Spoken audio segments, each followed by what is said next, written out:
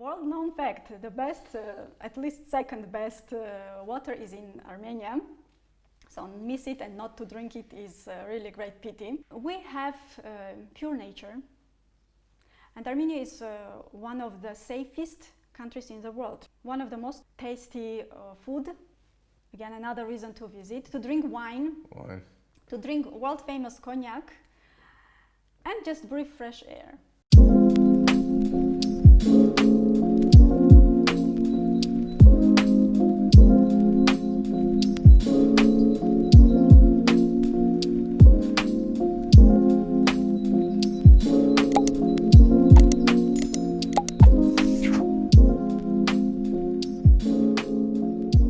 Hello, Sofi Mosinyan, and thank you very much for joining us here today at Faces of Armenia. So, can you please tell us a bit about your background and where you come from, where you've grown up, and what your professional work experience is? Hi, Harut. Thank you for inviting. My name is Sofi, as you mentioned. I was born in Lori province, in city Alaverdi, a very small town, industrial one.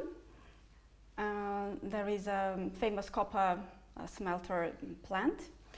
Graduated from school there, then entered Yerevan State University, and my family moved to Yerevan. So since 1998, I live in Yerevan. I graduated from Romance and Germanic Philological Faculty, English Language Department. After graduation, I did many different jobs. I was translator, office manager, I was public relations specialist, I was procurement specialist, then I ended my path. I hope this is my final decision because I change very often. Now I'm a tourist guide. At the moment unemployed, unfortunately, but I strongly hope that this is temporary and very soon everything will be recovered and I will move back to the roads, to the tourists, to the lots of fun and beautiful nature. Of course. So, can you tell us a bit more about your tourist company? Did you found the company, or is it just a private, or how does it work? Well, I'm a private entrepreneur. I pay all my taxes. I work on my own and with tour agencies. It depends. So if they have, mainly I work with one company because they fill my agenda, they fill my calendar. And also I am registered in different websites for tourist guides. And I receive offers online as well. Potential tourists write me, they were coming these dates, please submit us an offer. I write down the tour, the offer. If they accept it, then I meet them at the airport or at the border and we start the tour. This is the way I work. Yeah, so what kind of tours do you organize? Is it like road trips? Is it more like natural activities like hiking, camping? Because I feel myself fragile, I'm not doing hiking because if something happens up on the mountain with any of the tourists, anything can happen. Of course. I'm not confident that I can be useful to a man, let's say, weighing 100 kilos, for example. Yeah. That's why I'm doing classical tours, no hiking. But I myself go for hiking, join some groups, because it is really both healthy and, of course, a challenge. For example, I climbed Mount Aragat, the southern peak, 3,887 meters. It was really something. Was it difficult? It was difficult, but it was worth. How many hours or days? Is it overnight? No, we went up, spending some 5 hours, something like that. on every time when we stopped to have some rest, we were like, okay, we get our rest and go down because it is difficult. But you look at the peak, it tempts you. You say, oh, well, and you have the feeling that if you stretch your hand, you will touch the peak. So it looks so close, and you say, okay, I will move on. And with all several times of stopping, with a decision that we will go back, we reached the peak. The view was beautiful, very. And the group was nice. People played guitar. Everything was nice. But suddenly the weather changed immediately. Thunderstorm, heavy rain started, and we ran back, spending half the time we spent for climbing up. Right. Yes, but if you say, will you go up there again for the second time? Never. Never. I did once, it was Once okay is for enough, me. Right. One of the biggest issues Armenia faces is frankly that it's not very well known as a tourist destination, for example, to Western tourists from Europe or from the United States, not Armenian, obviously. So how do you think that Armenia should change that and attract more tourists from abroad who previously have not heard about Armenia? You are absolutely right. Our country attracts older tourists. Younger generation prefers to go to other extreme offering countries. I think we should include in our tour packages less churches. This is the first main thing that they say, again, church. Though our architecture is unique, and they say, wow, but during the day, 3 or 4 churches is really too much. If we include like zip line, aerial trams, boating, horse riding, why not? More master classes like lavash baking, tolma making. Why not grapes harvest, something related with harvest? Go Wine and pick tours. up apricots. Wine tourism. Wine tourism. Yeah, it's getting quite popular, especially in the Viotstor region. Yes. It is really something special if they do the wine with their own feet, like Traditional. yes, traditional way. This is really something that we can offer. We have the resources. I think if we do this, younger tourists will come visit us also. So obviously tourism is one of the hardest hit industries by the coronavirus crisis, and can you tell us a bit more how that impacted you? And I mean, did it go down to zero? I'm guessing no tourists are coming from abroad, and how do you think the government, for example, should support and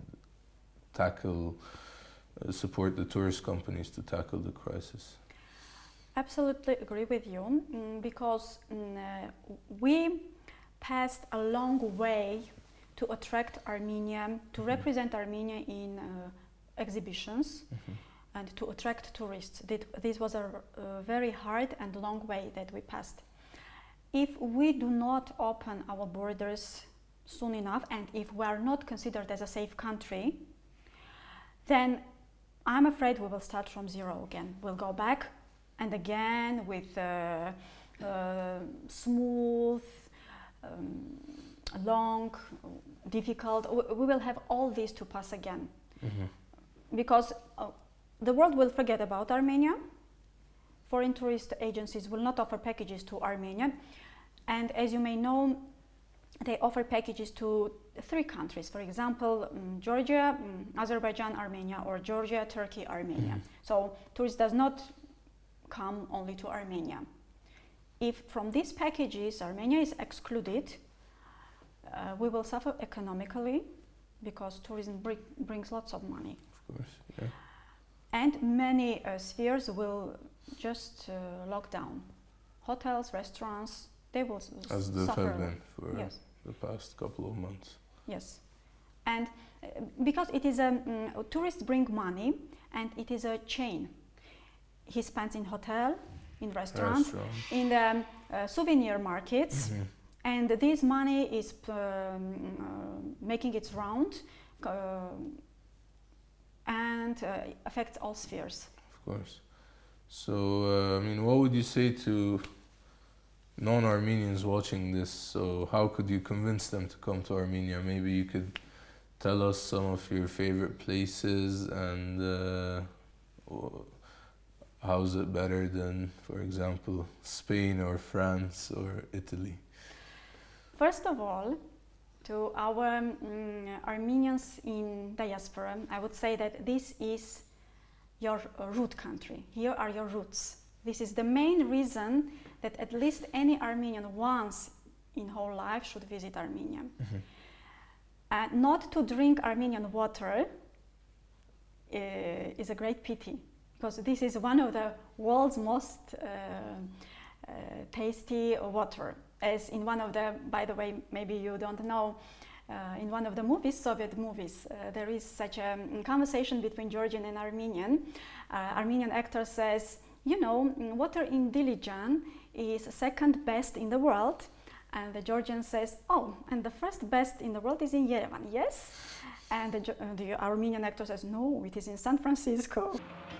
Валикджан, у нас в Дилижане в кухне открываешь простой кран, вода течет. Второе место занимает в мире. А первое в Ереване, да? Не, Сан-Франциско. World-known fact, the best, at least second best water is in Armenia. So miss it and not to drink it is really great pity. We have pure nature, and Armenia is one of the safest countries in the world.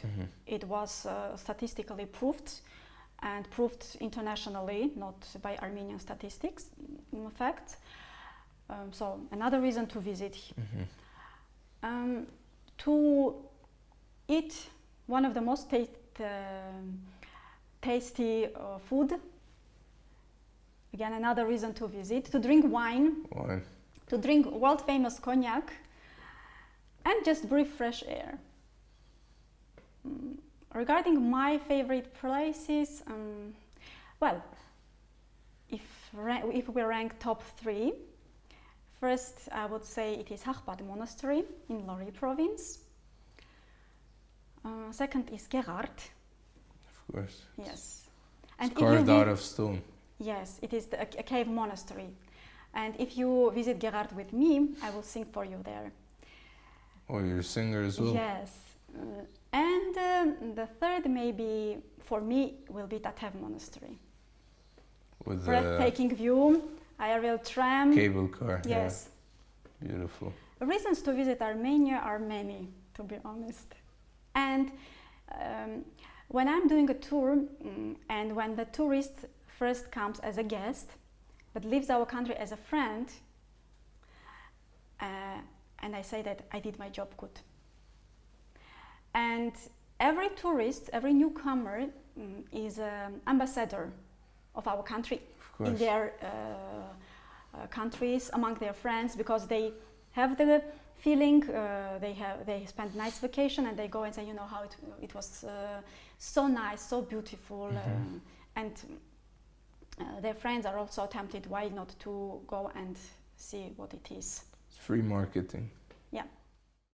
Thank you very much, Sofi, for joining us at Faces of Armenia, and it was our honor and pleasure to have you here, and I hope, and I'm actually convinced that your words will convince Armenians and non-Armenians from abroad to visit our beautiful country and make their contribution.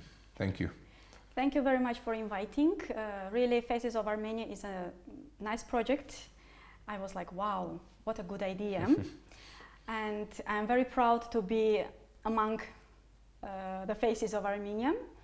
And to sum up, I invite everyone watching this video to visit Armenia because it is safe here, it is beautiful here, and it is tasty here. Thank you. You.